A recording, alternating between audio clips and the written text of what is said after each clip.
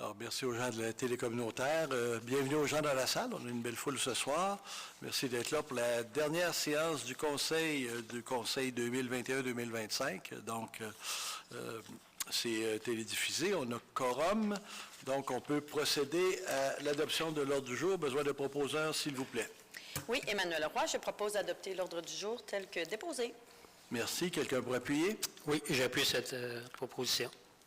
Merci. C'est adopté.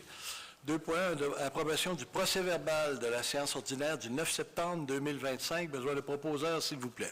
Oui, les membres du Conseil ont reçu dans les délais fixés par la loi le procès-verbal de la dite séance. Le greffier est dispensé d'en faire la lecture. Je propose donc d'approuver le procès-verbal de la séance ordinaire du 9 septembre 2025, tel que déposé, que le maire et le greffier soient autorisés à signer. Merci. Quelqu'un pour appuyer? Oui, j'appuie cette proposition. Merci. Quelqu'un demande le vote. C'est adopté à l'unanimité. Correspondance, Monsieur le Directeur général. Alors, je vous dépose la liste de la correspondance du mois de septembre 2025 et j'invite les membres du Conseil à la consulter. Merci. 4.1, dépôt des états comparatifs au 31 août 2025, Monsieur le Directeur général. Alors, je dépose aux membres du Conseil municipal les états comparatifs au 31 août 2025. Il s'agit en premier lieu d'un rapport qui compare les résultats financiers de 2024 à ceux de 2025 et d'autre part d'un rapport qui compare les résultats prévus en 2025 au budget préparé en début d'année. C'est obligatoire à la loi, chaque année on doit le faire. Je mentionne que les estimations actuelles, on en a encore quand même à quelques mois de la fin de l'année, font état d'un surplus prévu de l'ordre de 429 925 et 21. Je ne sais pas si 21 va être vraiment pas si précis pour l'année en cours. Donc, on retient 429 925, M. le maire.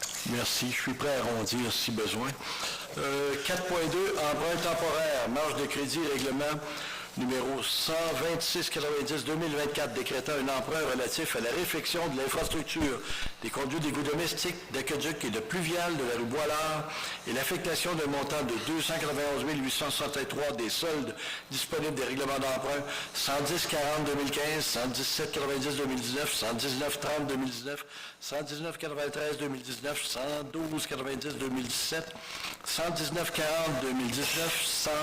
119-95-2020 et 121-70-2021 en vue de financer une dépense de 3 576 273. Besoin de proposeurs, s'il vous plaît. Oui, attendu que le Conseil municipal peut décréter par résolution un emprunt temporaire pour le paiement des dépenses prévues au règlement numéro 12 690-2024, et ce, en vertu de l'article 567, paragraphe 2 de la loi sur les cités et villes. Attendu qu'il y a lieu d'autoriser l'ouverture d'un emprunt temporaire auprès de la Caisse des Jardins de Saint-Raymond-Sainte-Catherine, afin de pourvoir aux dépenses du règlement d'emprunt numéro 12 690-2024, décrétant un emprunt pour la réfection de l'infrastructure des conduites d'égouts domestiques, d'aqueduc et de pluvial de la rue Boilard. Je propose donc d'autoriser l'ouverture d'un emprunt temporaire jusqu'à concurrence de 3 284 410 $ sous forme de marge de crédit auprès de la Caisse des Jardins Saint-Raymond-Sainte-Catherine, et ce, au taux préférentiel. Que le maire et le trésorier soient autorisés à signer des documents pertinents à cet effet. J'en fais la proposition. Merci. Bon, merci. Quelqu'un pour appuyer? Oui, Manon Huard, j'appuie cette proposition, M. le maire. Merci. Quelqu'un demande le vote? C'est adopté à l'unanimité. Donc, la particularité, c'est premièrement qu'on appropriait beaucoup de soldes résiduels. Quand on fait des règlements d'emprunt, on fait des règlements d'emprunt au montant, toujours au montant net. Alors, si on est à 4 millions de travaux, mettons, ou à 3 889 000, on va emprunter 4 millions. Parce que les debentures, c'est des debentures complètes de 1 000, 5 000 ou 10 000. Donc, voilà, c'est comme ça que c'est émis. Alors, il reste toujours des petits résiduels à la fin ou à la fin complètement. Puis, on emprunte sur la base de l'estimé, non pas des coûts réels. Alors, quand vient des coûts réels finaux, sont toujours des fois un petit peu en bas de notre estimé avec les marges de manœuvre. Alors, les petits soldes qui s'accumulent de 20, 30, 15 000 $, ça fait une enveloppe à un moment donné. C'est ce qu'on affecte, entre autres, sur un nouveau règlement d'emprunt pour diminuer la dette. Dans ce cas-ci, on a un emprunt temporaire parce qu'on est en fin d'année. Alors, au lieu de décaisser, on commence à manquer un peu de liquidité. Habituellement, on est capable de rouler avec nos liquidités, mais dans un montant de 3 284 000, on ne garde pas ça dans le compte quotidien. Donc, effectivement, on fait l'emprunt temporaire. Les frais d'emprunt temporaire sont également admissibles dans le programme de subvention. Voilà. 4.3, autorisation de paiement des comptes progressifs numéro 2, travaux de réfection de l'enveloppe du plancher intérieur, des voiles et divers à la chapelle Saint-Joseph-du-Lac, phase 4, construction Côté et Fils. Besoin de proposeurs, s'il vous plaît. Oui, attendu la correspondance du 25 septembre 2025 de la firme Atelier 4e niveau recommandant le paiement du décompte progressif numéro 2 à l'entreprise Construction Côté et Fils Inc. dans le cadre des travaux de réfection de l'enveloppe du plancher intérieur, des voiles et divers à la chapelle Saint-Joseph-du-Lac, phase 4. Je propose donc d'autoriser le trésorier à procéder au paiement d'un montant de 63 482,75 $ plus les taxes applicables à l'entreprise Construction Côté et Fils Inc. dans le cadre des travaux de réfection de l'enveloppe du plancher intérieur, des voiles et divers de la chapelle Saint-Joseph-du-Lac, phase 4. Que cette dépense soit défrayée à même le règlement numéro 12740-2025 et le surplus non affecté. Merci. Quelqu'un pour appuyer? Oui, Manon Huard, j'appuie cette proposition, Monsieur le maire. Merci. Quelqu'un demande le vote? C'est adopté à l'unanimité. 4.4, autorisation de paiement des comptes progressifs numéro 1 pour la réfection d'infrastructures de la rue Boilard, incluant la rue des Tilleuls, excavation Tourigny incorporée. Besoin de proposeurs, s'il vous plaît. Attendu la correspondance du 25 septembre 2025 de la firme Harpo Groupe Conseil recommandant le paiement du décompte progressif numéro 1 à l'entreprise Excavation Tourigny incorporée dans le cadre des travaux de réfection d'infrastructures de la rue Boilard, incluant la rue des Tilleuls. Je propose donc d'autoriser le trésorier à procéder au paiement d'un montant de 1 121 303,44 $ plus les taxes applicables à l'entreprise Excavation Tourigny incorporée dans le cadre des travaux de réfection d'infrastructures de la rue Boilard, incluant la rue des Tilleuls. Que cette dépense soit défrayée à même le règlement numéro 12 690-2025 et le surplus non affecté. Merci. Quelqu'un pour appuyer? J'appuie la proposition, Monsieur le maire. Merci. Quelqu'un demande le vote? C'est adopté à l'unanimité. Affaires courantes, donc acceptation de la demande des permis déposés en vertu des règlements relatifs au PIA, qui sont les plans d'intégration architecturale. Donc, besoin d'un proposeur, s'il vous plaît. Oui, attendu que les demandes de permis assujetties au règlement relatif au plan d'implantation et d'intégration architecturale, PIA, a été analysées lors de la rencontre du comité consultatif CCU le 18 septembre 2025. Attendu le tableau synthèse déposé en date du même jour et annexé au présent procès-verbal, je propose donc que le conseil municipal fasse sienne les recommandations et conditions du CCU apparaissant au tableau en vertu des règlements relatifs au PIA, que l'inspectrice en bâtiment et en environnement soit autorisée à émettre le permis conformément à la réglementation d'urbanisme, que cette acceptation ne porte que sur les demandes assujetties au PIA et n'autorise en aucun temps toute dérogation à la réglementation d'urbanisme. Merci. Quelqu'un pour appuyer? Oui, Manon Huard, j'appuie cette proposition, Monsieur le maire. Merci. Quelqu'un demande le vote? C'est adopté à l'unanimité. 5.2, octroi d'un contrat, inspection des conduites d'eau usée du domaine de la rivière au Pin, Canexpro incorporé. Besoin de proposeurs, s'il vous plaît. Attendu que la Ville de Fossambeau-sur-le-Lac soit procédée à l'inspection des conduites d'eau usée du domaine de la rivière au Pin, afin de vérifier la présence possible d'infiltration d'eau dans le réseau. Attendu que les vérifications visent à identifier des correctifs permettant d'éliminer des infiltrations et par conséquent d'augmenter l'efficacité et le débit du réseau d'égouts sanitaires. Attendu la soumission reçue par la firme CAM Explore In au montant de 54 464 $, plus les taxes applicables. Entendu la recommandation du directeur du service des travaux publics, M. Patrick Langevin, je propose donc d'octroyer le contrat à la firme CAM Explore In au montant de 54 464 $ plus taxes applicables pour réaliser l'inspection des conduites d'eau usée au domaine de la rivière au Pin. D'autoriser le directeur général, M. Jacques Arsenault, à signer tout document à cet effet, que cette dépense soit défrayée au même du surplus non effectué. J'en fais donc la proposition, M. le maire. Merci. Quelqu'un pour appuyer? Oui, Roxane Boutet, j'appuie cette proposition. Merci. Quelqu'un demande le vote? C'est adopté à l'unanimité. Donc, continuons de passer les caméras dans notre réseau pour en connaître l'état et s'assurer d'avoir une bonne planification qui répond vraiment aux priorités qu'on a dans le réseau. On peut déjà présager que ce secteur-là, qui a été aussi aménagé en camping, un peu à l'instigation de ce qui a été fait dans un autre domaine bien connu que les conduites soient aussi dans un état qui est à revoir. Donc voilà. Dans le cas du domaine de la Rivière-au-Pin, les conduites appartiennent à la Ville parce que ça faisait partie de l'entente de regroupement, de fusion de ce territoire-là en 84, 86, 87. On est autour des années 87. Voilà. Merci. Approbation du plan de gestion des actifs PGA-O. Besoin d'un proposeur, s'il vous plaît. Oui, attendu que la municipalité de Fossambeau-sur-le-Lac a entrepris une démarche de gestion des actifs municipaux en eau conformément aux exigences du ministère des Affaires municipales et de l'Habitation, MAMH, attendu que le plan de gestion des actifs en eau, PGA-O, a été élaboré selon les outils et les gabarits fournis par le MAMH, incluant le chiffrier Excel et le plan type. Attendu que ce plan vise à assurer une gestion durable, efficiente et transparente des infrastructures municipales liées à l'eau potable, aux eaux usées et pluviales, je propose que le Conseil municipal de Fossambeau-sur-le-Lac approuve officiellement le plan de gestion des actifs en eau, PGA-O, tel que présenté. Que le dit plan soit transmis au ministère des Affaires municipales et de l'Habitation via le portail gouvernemental des Affaires municipales et régionales, PGA-MR, accompagné du chiffrier Excel dûment complété. Que la municipalité s'engage à mettre à jour ce plan périodiquement et à intégrer dans ses processus de planification budgétaire et décisionnel. Merci. Besoin d'un appuyeur, s'il vous plaît. Oui, Emmanuel Roy, j'appuie cette proposition. Merci. Quelqu'un demande le vote. C'est adopté à l'unanimité. C'est une obligation maintenant du ministère.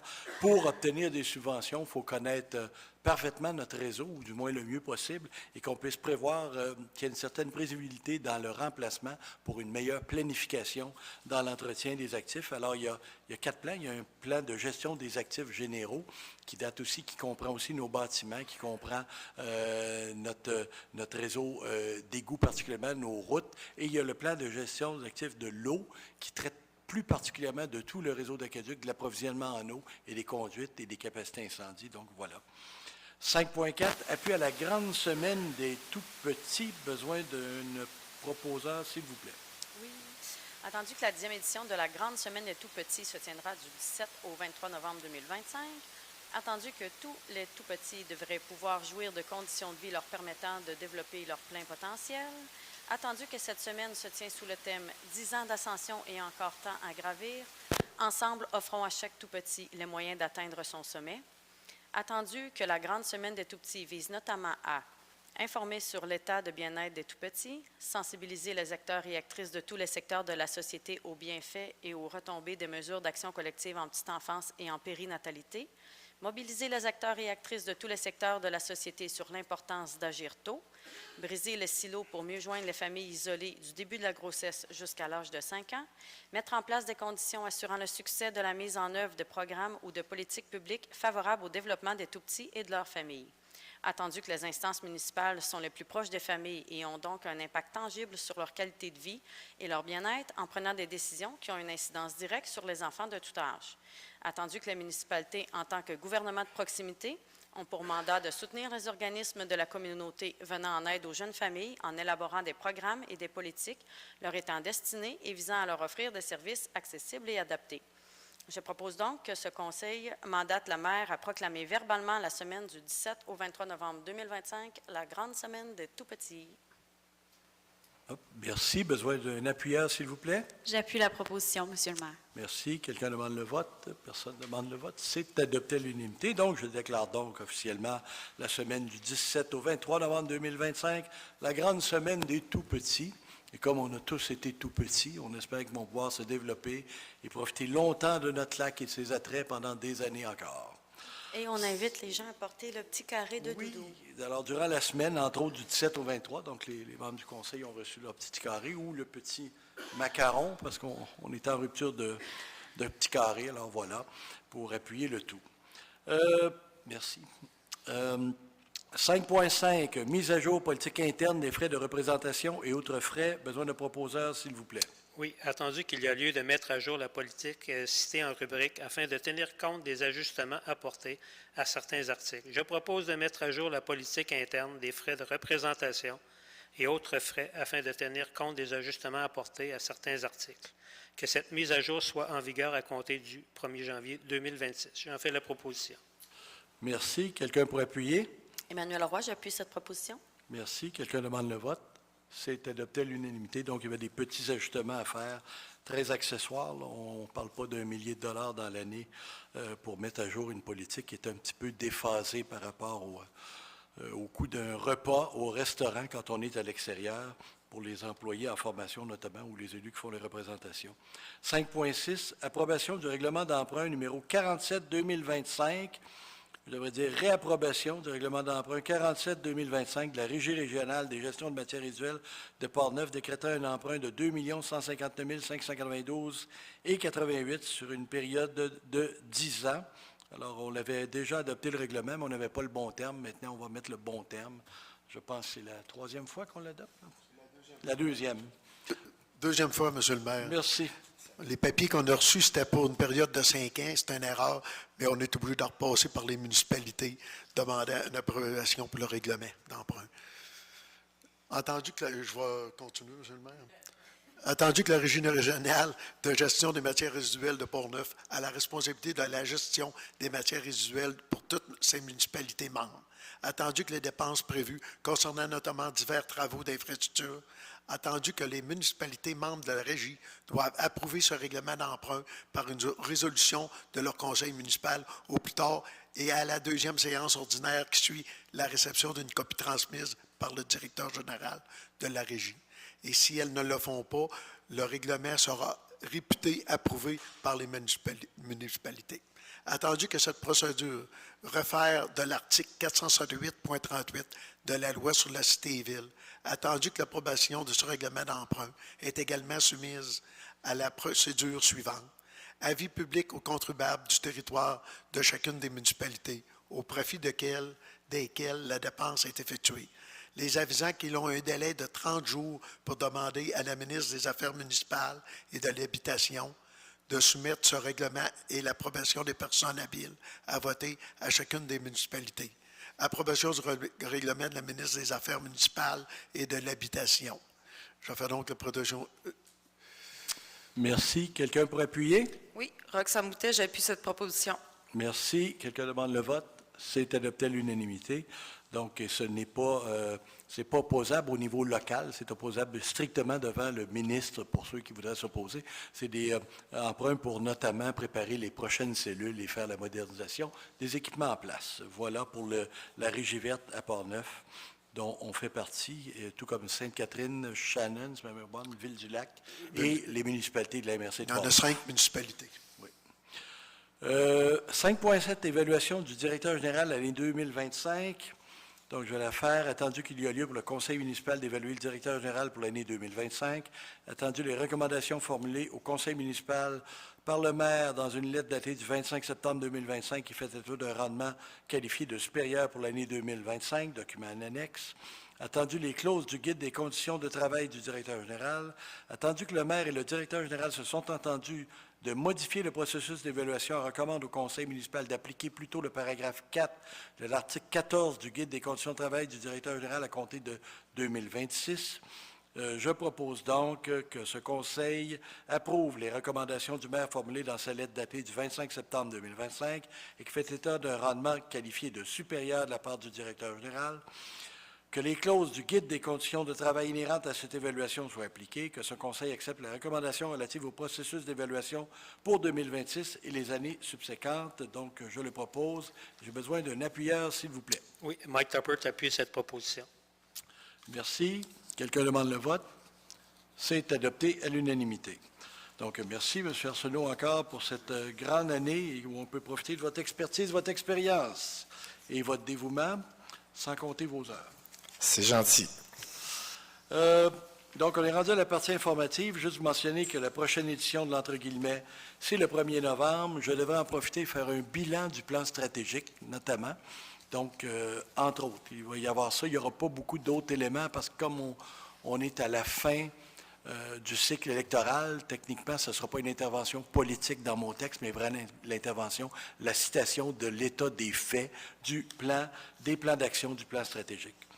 Rôle d'évaluation. Donc, on a eu le rôle d'évaluation devant être en vigueur pour les prochains exercices 2027, 2028, 2026, 27 et 28, disponible depuis le 16 septembre sur le site de la Ville ainsi qu'à l'Hôtel de Ville. On comprend que les valeurs augmentent en moyenne de 30 %, mais il n'y a pas autant d'écart que les autres années. C'est relativement uniforme parce que c'est au niveau du sol, surtout donc des terrains, qui ont pris le plus de valeur. Naturellement, ça veut loin de vouloir dire que ça vaut 30 % d'augmentation de taxes, c'est le contraire. Hein? Je peux même promettre que le taux de taxe va baisser parce que la valeur de l'ensemble du rôle augmente.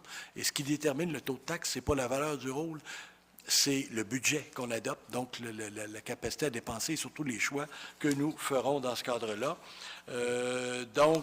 C'est comme ça que ça joue. Si le rôle augmente, les taux baissent, l'idée étant d'arriver à l'équilibre budgétaire en fonction des besoins, des demandes et des options qu'on a sur la table avec les priorités qui vont faire l'enjeu de la campagne électorale. 6.3, les citoyens sont invités à consulter le journal L'Entre guillemets pour connaître les activités qui se tiendront à la Chapelle du Lac dans le cadre de l'Halloween. Un gros spectacle le 31 décembre prochain. On vous invite à y aller. Ça va être les Fils du Diable. Oui, 31 octobre. 31 octobre, j'ai dit quand? Décembre. 31 décembre, j'ai hâte. Hein? Merci. Et le 26 octobre prochain, la journée spéciale de l'Halloween ici au Centre communautaire pour les enfants. Donc, vous êtes tous invités. Je l'ai mentionné tantôt, on rentre dans la période électorale, alors le Conseil ne siège pas. Par contre, les élus siègent encore sur les différents comités. Moi, je vais avoir 3 rencontres de la MRC et des rencontres de comités techniques provinciaux, mais techniquement, ça doit être un petit peu plus tranquille. On devait faire le vote par la poste pour faciliter ceux qui ont quitté, ceux qui demeurent à l'extérieur, ceux qui ont des résidences tertiaires ou secondaires ailleurs. Malheureusement, le vote par la poste, on ne sait pas comment ça va se régler parce qu'il y a des enjeux. On n'a pas le droit au vote électronique encore au Québec depuis l'échec de 2003, si je m'en souviens bien.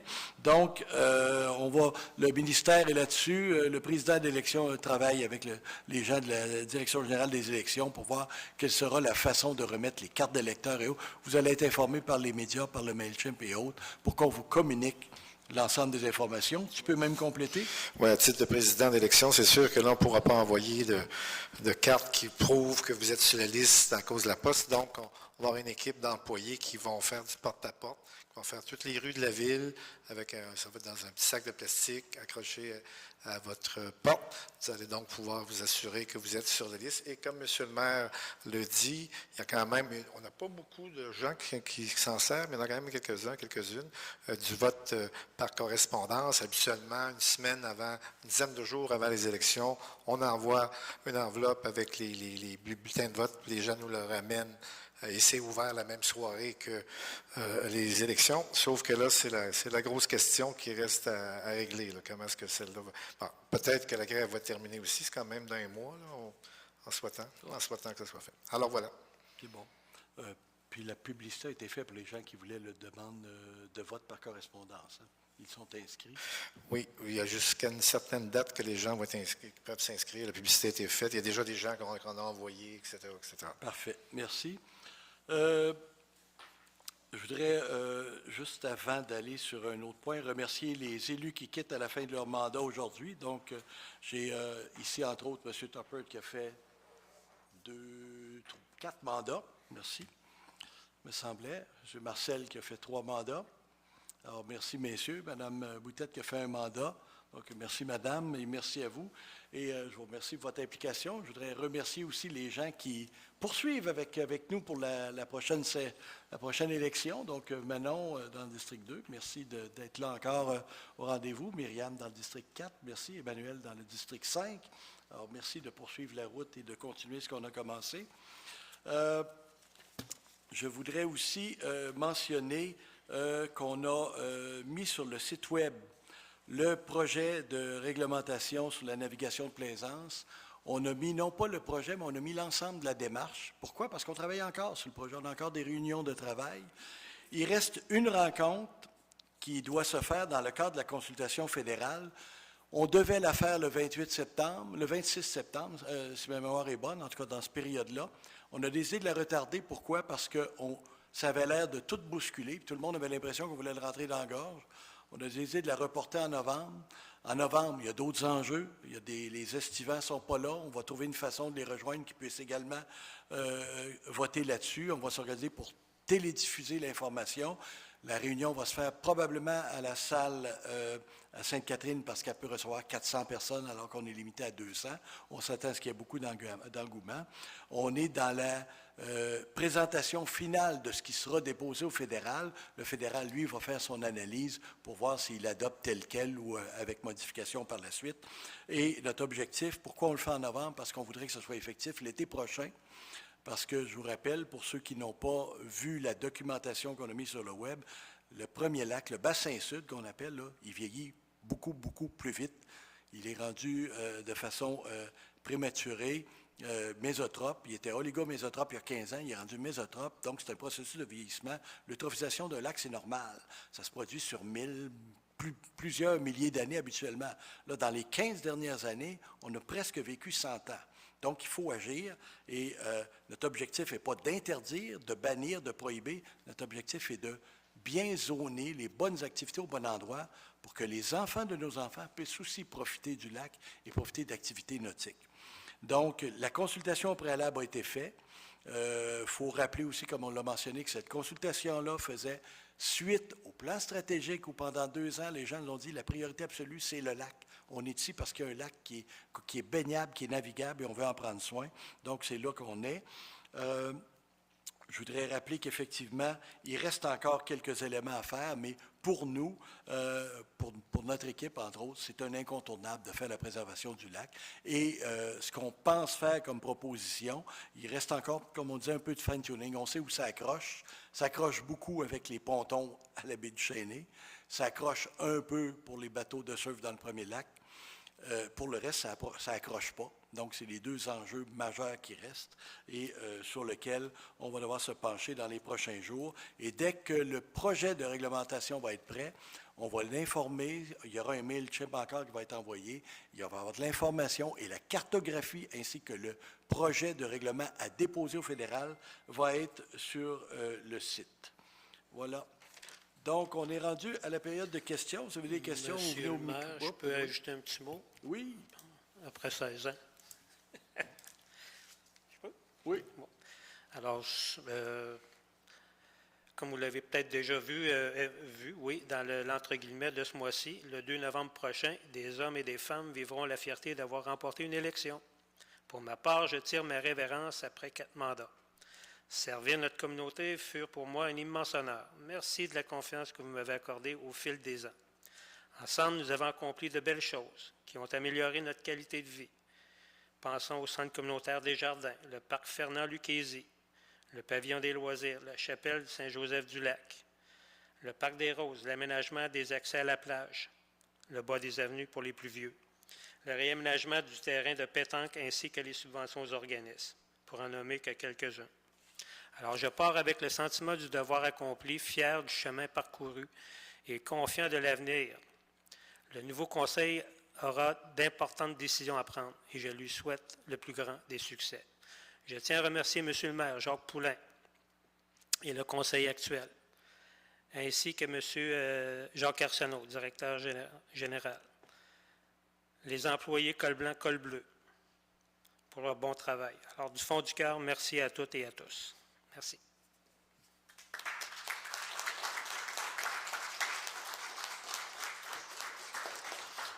Merci, M. Tuppert. C'est nous qui vous remercions pour votre implication. Est-ce qu'il y a d'autres élus qui voudraient prendre la parole?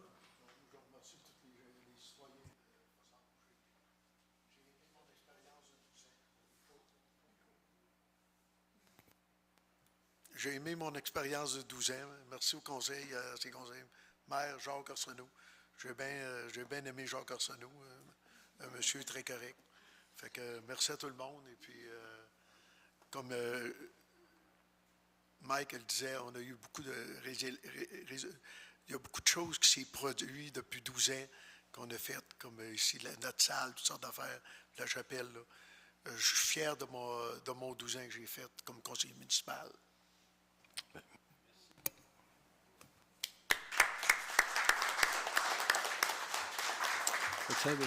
Non, c'est bon. Donc, voilà, on est rendu à la période de questions. Il n'y a pas d'autres surprises, là, Mike? Ça va? Merci.